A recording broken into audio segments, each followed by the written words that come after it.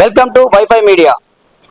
ఈరోజు మనం అద్దంకి దయాకర్ ఎమ్మెల్సీని గట్టిగా అరుచుకుంటూ, ఎవరో తెలుసా, ఇంద్రనాయక్ ఇక్కడనే ఉన్నాడు, గట్టిగా అరుచుకుంటూ, మామూలు ట్రోల్ కాలేదు.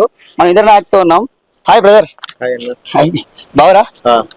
ఓకే, నాకు ఒక విషయం తెలిసింది బ్రదర్. మీరు బీఆర్ఎస్ పార్టీని దించడానికి కాంగ్రెస్ ప్రభుత్వాన్ని తీసుకురావడానికి బస్ యాత్ర చేసిరని చెప్పి విన్నాం. సో దాని గురించి ఏంది, ఏం కథ చెప్పు జరా మీ మాటల్లో. అంటే బస్ యాత్ర గురించి చెప్పాలంటే ఫస్ట్ మేము ముందు స్టార్ట్ చేయాలండి. ఏంటంటే గ్రూప్ 2 మూవ్మెంట్ ఏది ఉందో, అంటే బీఆర్ఎస్ గవర్నమెంట్ లో గ్రూప్ 2 మూవ్మెంట్ కాడ నుంచి మేము కాంగ్రెస్ పార్టీకి వ్యవస్థలా పనిచేస్తున్నాము. ఎందుకంటే ఆ రోజు బీఆర్ఎస్ పార్టీ నిరుద్యోగులను మోసం చేసింది. దానికోసం ఏం చేసినామంటే మేమందరం నిరుద్యోగులు ఏవైతే ఉన్నారో అందరం కలిసి బస్ యాత్ర చేస్తే బాగుంటది, ఈ బీఆర్ఎస్ పార్టీని గది దింపడం కోసం ఒకటే ఒక మార్గం, ఊరు పల్లె పట్టణంలో తిరిగి ఈ పార్టీని దింపడం ఏకైక మార్గం అని చెప్పి మా నిరుద్యోగ మిత్రులు అందరూ కలిసి ఇవాళ బీఆర్ఎస్ ని కాదని ఇవాళ కాంగ్రెస్ పార్టీని గద్దెనెక్కిస్తే వీళ్ళు కూడా ఎట్నే మోసం చేస్తారు ఏం తెలియదా వీళ్లకు?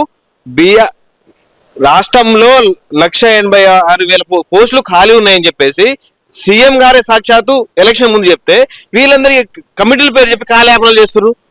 కమిటీలు చెప్తారు. ఒక విషయం ఏంటంటే రేవంత్ రెడ్డి ఎలక్షన్ల ముందు అందరి నిరుద్యోగులకు హామీ ఇచ్చిండు, నేను ఉద్యోగాలు కేసీఆర్ భర్తీ చేయలేదు, నేను 2 లక్షల ఉద్యోగాలు భర్తీ చేస్తా, అదేవిధంగా నిరుద్యోగ వృత్తినిస్తా అని చెప్పిండు. ఇంతవరకు దాన్ని ఊసలేదు. దాని మీద మీ కామెంట్ ఏంది? అదే చెప్తున్నాం కదా, మొదటి సంవత్సరంలో 2 లక్షల ఉద్యోగాలు అన్నారు. 2 సంవత్సరాలు కావాల్సింది ఇప్పుడు దాకా 1 లక్ష ఉద్యోగాలు ఫిలప్ చేయలేదు కదా వీళ్ళు. దానికోసం కదా మేము ఉద్యమం చేయబడుతుంది ఇక్కడ. కనీసం మీరు 1,00,000 ఉద్యోగాలు ఫిలప్ చేసినారే, మొదటి సంవత్సరం 1,00,000 ఉద్యోగాలు ఫిలప్ చేశారని చెప్పి మేము ఊరుకునే వాళ్ళం. కానీ కనీసం 1,00,000 ఉద్యోగాలు కూడా ఫిలప్ చేయని పరిస్థితి ఇవాళ. సీఎం గారు కనీసం మమ్మల్ని పట్టించుకునే పరిస్థితి కూడా లేదు. అంటే సీఎం ఏమంటాడు, మేము 60,000 ఉద్యోగాలు ఇచ్చినాం, పత్రాలు ఇచ్చినాం, గురుకులాలకు పత్రాలు ఇచ్చినాం, ఎస్ఐ కాన్షల్ మేమే నింపినాం అని చెప్పి చెప్తారు. మరి దాని గురించి ఏంది? నోటిఫికేషన్ గత గవర్నమెంట్ లో వచ్చింది, అంత గ్రౌండ్ మొత్తం ప్రిపేర్ అయ్యి లాస్ట్ కి నియామక పత్రాలు ఇచ్చే వరకు వాళ్ళు వెళ్ళిపోయారు. ఇచ్చే పొజిషన్ లో వాళ్ళు వెళ్ళిపోయారు. వీళ్ళు ఇచ్చి నియామక పత్రాలు ఇచ్చారు. మంది పిల్లలు మా పిల్లలు అంటారు, వీళ్ళు నాకు అర్థం కాలేదు. వాళ్ళు నోటిఫికేషన్ ఇస్తే మేము నోటిఫికేషన్ ఇచ్చిన ఉంటారు. ఇదే అబద్ధం, ఇదే మిస్గైడ్ అవుతుంది. వీళ్ళు ఒక్క నోటిఫికేషన్ ఇవ్వలేదు, ఒక 5,000 నోటిఫికేషన్ తప్ప ఇంకే నోటిఫికేషన్ ఇవ్వలేదు. అది కూడా డిఎస్సి నోటిఫికేషన్. ఇప్పుడు ఒకటే గ్రూప్ 1 వేసారు, అది కూడా హైకోర్టులో ఉండే రివాల్యుయేషన్ ఇబ్బంది జరిగింది. అది కావాలని ప్రభుత్వం చేసిందంటారా, లేకపోతే తప్పిదం ఎక్కడ జరిగింది? అసలు గ్రూప్ 1 ఫస్ట్ కానీ G.O.29 అన్న, G.O.29 వద్దని ఎవరు తీసుకురామని చెప్పి ఎవరు దాన్ని ధర్నా చేయలేదు. వీళ్ళు తీసుకొచ్చి ఇలా పిల్లల్ని ఇబ్బంది పెట్టేవారు. ఏ పిల్లలు? మన పిల్లలే కదా, ఎవరైతే ఉన్నారు ఎస్సీ ఎస్టీ బీసీ పిల్లలను అన్యాయం చేశారు. ఆ G.O.29 తీసుకొచ్చి. G.O.55 ఉన్నప్పుడే బాగుండేది. ఈ 29 తీసుకురావడం వల్ల ఏమైందంటే ఈ పిల్లలు ఎవరైతే ఎస్సీ ఎస్టీ పిల్లలు వాళ్ళు బాగా ఇబ్బంది పడ్డారు. దాని గురించి కూడా మేము వాళ్ళకి చెప్పాము, దాన్ని కూడా పట్టించుకుని పాపాన పోలేదు వాళ్ళు.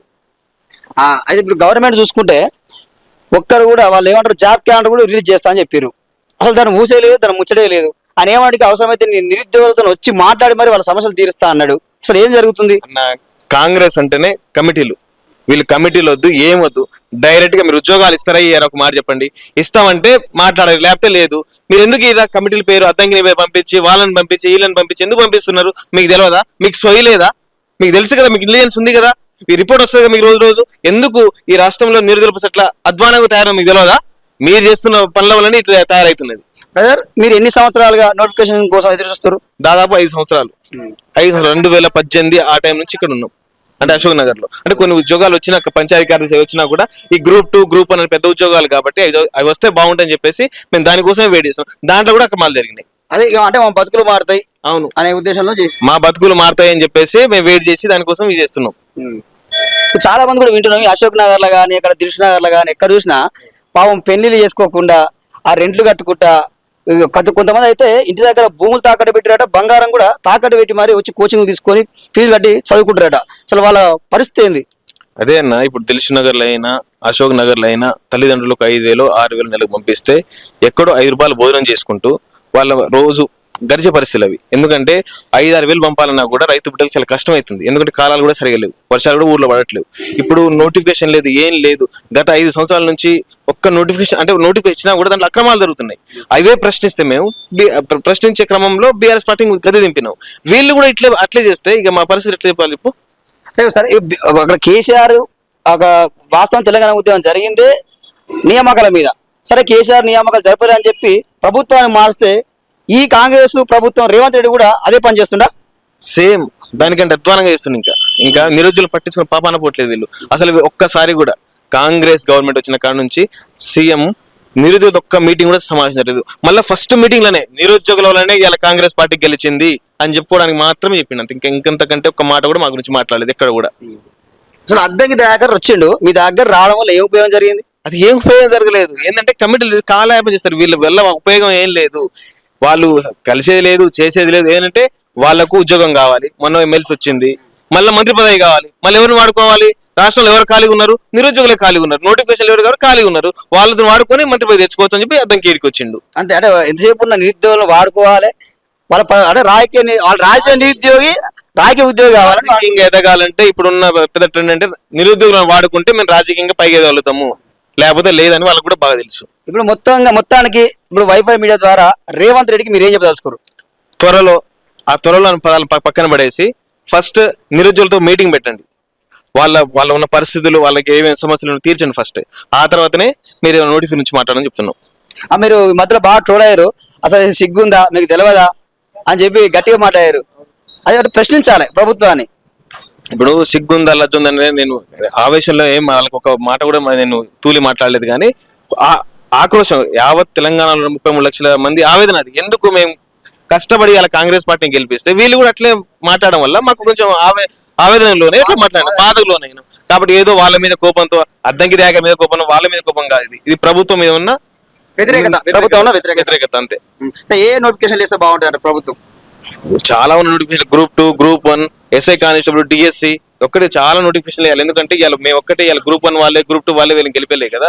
వీళ్ళు గెలిపించింది యావత్ తెలంగాణ నిరుద్యోగులు. దాదాపు అన్ని ఏవైతే ఖాళీగా ఉన్నాయి ఎగ్జామ్స్ పెట్టుకుని నోటిఫికేషన్ ఇస్తే పిల్లలు చదువుకుంటూ పోతారు కదా ప్రాపర్ గా. ఇప్పుడు నిరుద్యోగుల పక్షాన ఒకటే ఒక క్వశ్చన్ అండి, ఏమంటా ఉన్నారు వాళ్ళు? మేము గత 5-6 ఏళ్లుగా 10 ఏళ్లుగా ఉద్యోగ నోటిఫికేషన్ కోసం ఎదురు చూస్తూ ఉన్నాం.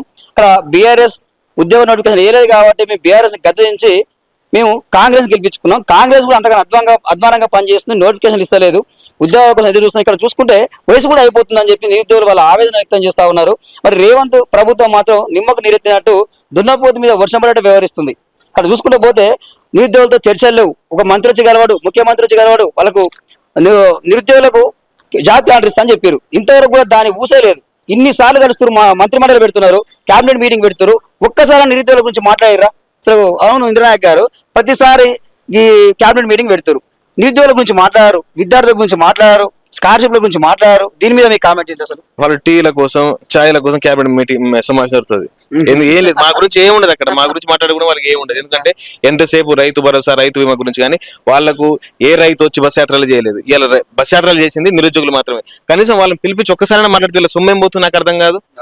మాట్లాడాలి, ఖచ్చితంగా కనీసం మాట్లాడాలి కదా. మీరు ఒక్క కాల్ చేస్తే మేము ఆడికి వచ్చి మాట్లాడతాం, కనీసం మీరు ఆ సోర్స్ లేకుండా చేస్తున్నారు మమ్మల్ని. పిలిపించుకోవాలి, సెక్రటరీ పిలిపించుకోవాలి, అవసరం నిరుద్యోగులు వాళ్ళ సమస్యలు ఏంది, వాళ్ళకు ఏ నోటిఫికేషన్ కావాలి, అసలు అంటే మెయిన్ జాబ్ క్యాలెండర్ వేయాలి. ఎందుకంటే జాబ్ క్యాలెండర్ వేస్తే ఏ విధంగా ప్రిపేర్ కావాలనేది వీళ్ళకి ఐడియా ఉంటుంది. వాళ్ళు జాబ్ క్యాలెండర్ లేదు, జేబుల్ క్యాలెండరే కాదు అసలు. అది ఏదో ఈ సంవత్సరం క్యాలెండర్ ఇస్తారు అట్లా ఇచ్చారు, కానీ అసలు క్యాలెండరే కాదు. కానీ వాళ్ళకి అసలు దీని మీద సోయలేదన్న ఫస్ట్. దీని మీద ఒక విద్యాశాఖ మంత్రి లేడు, నిరుద్యోగులు పడిసిన పాపన ఎవరు లేడు. విద్యాశాఖ కూడా ఆయన దగ్గర పెట్టుకున్నారు రేవంత్ రెడ్డి. ఆయన అడిగితే ఆయన బిజీ షెడ్యూల్ కదా, కనీసం పరిస్థితి లేదు. ఎంతసేపు బనకచెర్ల రైతు భరోసా, రైతు బీమా గురించి మాట్లాడుతుంది, మా గురించి చెప్పకూడదు. ఎందుకంటే వాళ్ళు మా గురించి మాట్లాడడానికి ఏమంటే వీళ్ళు ఇప్పుడు జీతాలు ఇవ్వాలి కదా ఫస్ట్, అంటే జీతాలు ఇవ్వాలి కాబట్టి మా గురించి మాట్లాడాలి. మరి ఆయన అంటుండే నాకు ఇప్పటికే ఆ అప్పు పుడతలేదు, ఢిల్లీకి పోతే దొంగ లెక్క చూస్తారు అంటుండు, మరి చెప్పులెక్క పోయటం లెక్క చూస్తారు అంటుండు.